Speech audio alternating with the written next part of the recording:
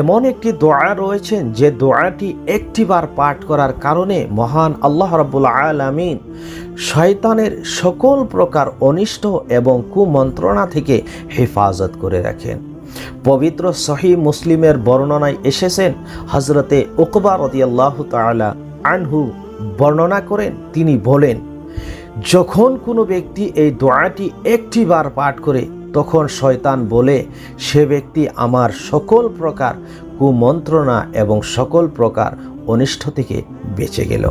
আসুন দোয়াটি আমি পড়ে আপনাকে শোনাচ্ছি, আপনি মুখস্থ করে নিন। আউযু বিল্লাহিল আযীম ওয়া বিওয়াজহিল কারীম ওয়া সুলতানিহিল কদীম মিনাশ শাইতানির রাজীম। ছোট্ট একটি দোয়া, সবাই পাঠ করুন। মহান আল্লাহ রাব্বুল আলামিন